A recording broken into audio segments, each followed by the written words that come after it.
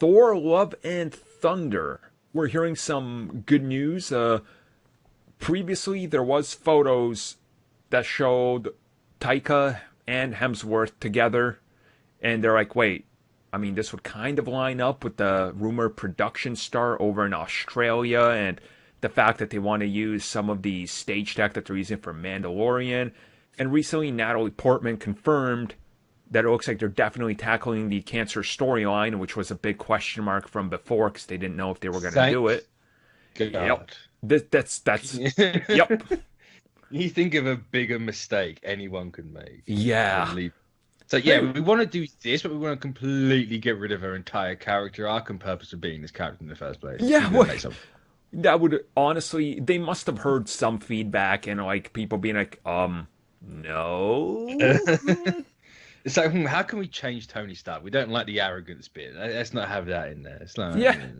What if we made Captain America less patriotic? Think that'll work? What if he removed the spangles? No. Oh, okay. Oh, so U.S. agent then? Yeah, yeah, exactly. So I don't know. I'm excited about some of the changes we're hearing, and I'm definitely all for them, like, going into production this early on, and hopefully, setbacks that can so fit in, because we know there's going to be setbacks when shooting these films. There's setbacks on everything especially now. right now. Oh yeah, Especially right now. Like, the production start dates and everything right now, they're not set in stone. Mm-hmm. Like, don't live and die by them whatsoever. Just see and be like, oh, cool, they're planning to start here. Like, even at the best of times, they rarely ever started on that exact date. It could have been before, it could have been after. Mm-hmm.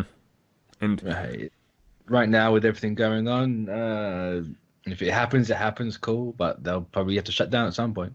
oh, definitely. Which is sort of like running into that whole scenario where I saw an article from one of the big trades, and they were like, if these movies don't start coming out by May in 2022, we're gonna have so much Marvel, Sony, and WB comic book content that they're all gonna step on each other, and no other film will survive. It's like, oh yeah, like you look at it, you're like, there's literally nothing else. It's just so much being backloaded. And when you look at Marvel Studios, they're in that position more so than anybody because they're wrapping up so much stuff and so much stuff is starting that Yep. I look at Thor and I'm like, well, it's a good thing they're getting ahead on this, but at the same time, I'm like, well, what is even the release date anymore? Because I'm not holding them to any release date that they currently set in I mean, stone, who knows? Who knows? Who knows at this point?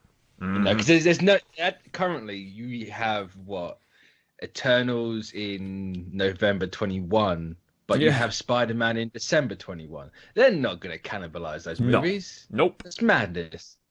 Yes, we've had like Captain Marvel and Avengers Endgame close together, but have we had a month difference? No. Yeah. You're like 2 months max or minimum you'll have. I mean, because 6 weeks is what you're guaranteeing on the big screen in theater number 1 of every chain. So yeah. You're not going to bump yours to number 2 when no, it doesn't make sense. So again, the entire thing's in flux. And when I really think about Thor, I'm like, that's one of those movies where I think they could even bump it back further to make room for some other stuff. Because it's like, yeah, people are excited for another Thor movie, but I think there'll be more excitement for another, Spider-Man or Doctor Strange too, especially that it's multiverse, right? Like, I think those will draw more attention than a Thor, so I think they're looking at it as another one, like, yeah, we'll shoot it, and if we have to sit on it for a year or two, why not? Like, it's... I mean, they're going to have to be like that at the minute. Like, yeah. Because let's be honest, if anyone's going to get the bump out of Eternals and Spider-Man, it's going to be Eternals. Yep. And they finished that movie this year, so that'd be 2022, so... this would be a horrible situation for that movie. But that movie's probably it's getting bumped. It's But with Thor, I don't know if they bumped that because I can't. You don't get Natalie Portman back to be Thor and have it be a one and done. True. Like let's be honest. Like, it's going to be her and Sam are going to be the next two big things. Yep. So you kind of want this out there before all that, but again, that's me purely assuming that it's gonna. No, she's gonna be that big. Which I mean, Well, come on, it's not. Don't Natalie you Portman, worry, Thor, Mitch. for God's Once sake. all the theaters recover and Rego is open and everybody's going to 100% and theaters are thriving again, making $3 billion per picture, as people tend to think it's going to happen overnight now, it'll all be hold on. good, Mitch. Is that the Regal that's currently closed everything? Yes.